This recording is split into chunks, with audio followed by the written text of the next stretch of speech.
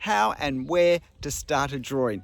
These are questions I'm often asked, and they're frustrations of not knowing what to do that I often hear. And it might seem odd that I'm answering this question talking rather than drawing, but that's quite deliberate, because the answer to the question of where should I start drawing, how should I start drawing, lies in our thought processes, not in our pen. Our pen doesn't decide where to start. We do, and it changes for every drawing. The answer looks different with every drawing, but there are some underlying principles which are the ones I use to work out where and how I should start, and for that matter, how to progress a drawing, that I want to share now. And these are principles that you can apply to any drawing situation you're facing, whether it's from a photo or drawing from life. And because we're having to apply principles rather than following a set of rules, we need to not start quickly. We need to be patient and to actually observe and analyze what we're wanting to draw first, because we can't apply the principles to the situation till we've seen the situation. But besides depending on what we're drawing, the answer also depends on how we want our finished drawing to look. What sort of style do we want our line work, the overall effect of the drawing to be? Is it going to be realism? Is it going to be abstracted? Is it something in between? What level of hatching or shading are we going to use, and what materials are we going to use? All of these things need to be considered with the principles in determining how and where to start.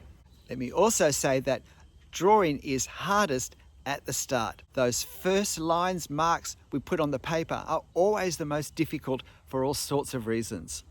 A blank page in itself is intimidating, and that's probably because the real issue is we have no reference points. We have nowhere to judge what to do. We have nowhere to measure from. We have nowhere to know where to start or stop except where we choose. And it can be particularly hard if our first line is an angled line. It can be particularly hard to get the angle correct because we have no verticals or horizontals to reference it from. So the first principle is, what size am I wanting to draw? And if I'm drawing from a photo, what scale am I drawing? Am I drawing at the same size as my reference? Am I drawing it half as large again, or half size, or double size? Because this will help me visualize my finished drawing on my paper, which is a helpful starting point. To be thinking, well, the top of this part is going to be about here, and the bottom of this part's going to be about here, and this tree will be about here, and this lamppost will be about here. We're not putting marks on the paper, but we're just observing the reference, and we're observing our paper, and we're trying to, in our mind, rough in on the paper where things are going to be. Create some expectations. It's part of a warm-up to our thinking process, starting to get our head around the task at hand and the various elements in it. So there are no rules, but my principle for starting is choose the part of my reference that I think I can draw most accurately, most easily. And I would say this most commonly for me is some sort of box shape, because a box, a square, a rectangle is only height and width. There's just two elements to get in proportion to each other. And that's simpler than when things have angles. And it's also simpler if our box is smaller rather than larger. For me, it's often two columns and the space between the columns that I'm drawing, which is roughly a rectangle, because that's relatively straightforward to get the proportions correct. If there are then any details within these two columns, I'll add them at this stage, because that helps me see whether I've got the proportions of the box correct.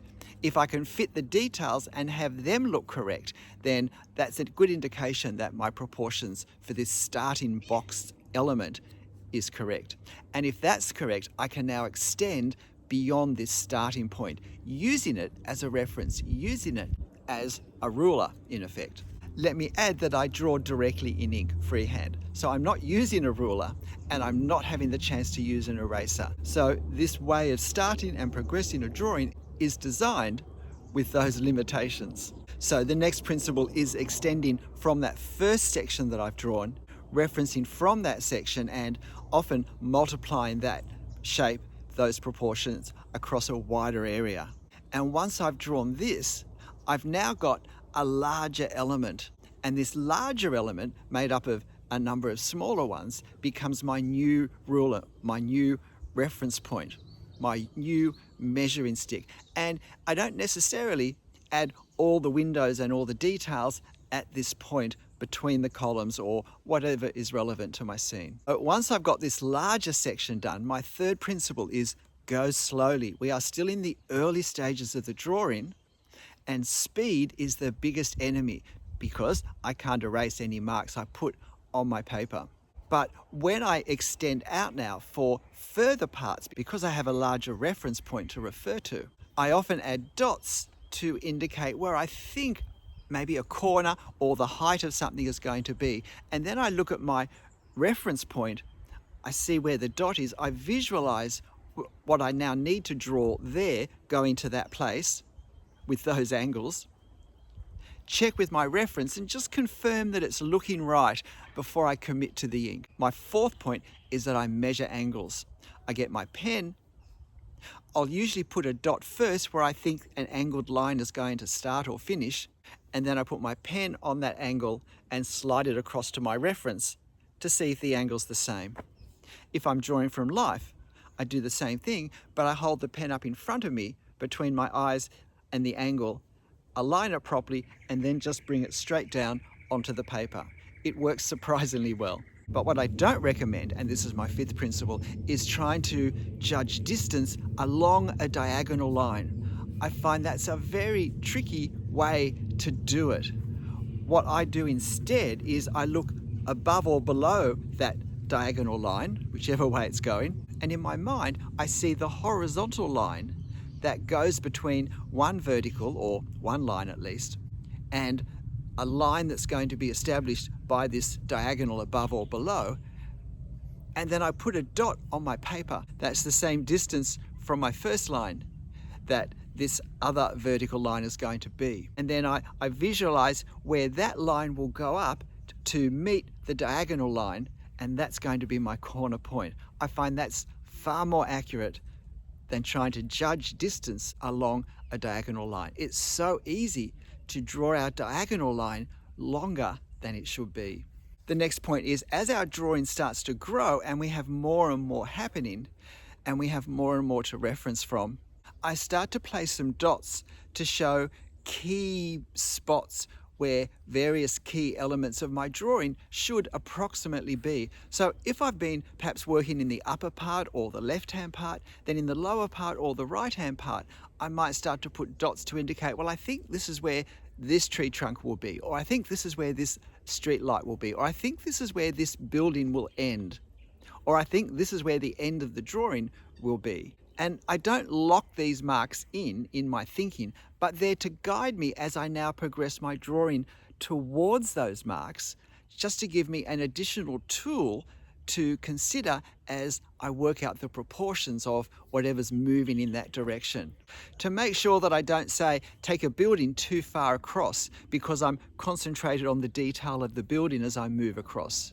Or equally, that I don't finish the building too soon because I've lost track of the overall scale by concentrating on one part so intensely. It's important that we regularly sit back, look at our whole drawing again, look at our whole reference again, and then at our whole drawing, and get a sense of how the big picture is progressing, that we don't get so bogged in one part doing too much detail too soon that we start to change the scale of the overall objects that these details are on. And if you're finding these points helpful, please hit the like button right now for me. This next point, when we're starting a section where we need a high point, such as, say, a chimney or the pitch of a roof line being established.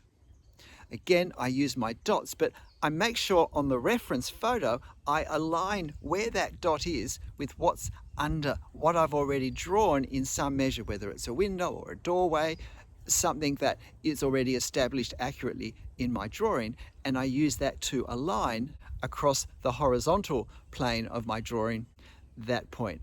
Then I only have to estimate the height, just one direction now that I'm having to estimate without reference. But in my mind, I imagine the angles that align to that point will create. as a way of cross-checking. Aligning with dots and other marks parts that I'm drawing with parts that I've already drawn, firstly from the reference and then from my drawing, is the key principle for progressing my drawing. This point probably could have come sooner, but generally a starting point in the center is more helpful than a starting point towards one of the edges of the drawing. However, going back to that first principle of starting with the shape or section which I can most easily draw most accurately may mean that the center isn't the best bet. But if I can, that's preferable because it lets me move out in all directions. And if my center point is my starting point, is my really accurate point, then there's, if you like, less drawing for any minor errors that creep in to extend and become too noticeable. Whereas when I start at the top, if I slowly get larger or smaller as I move down, there's simply more distance for the error to be increased and therefore be more noticeable at the end.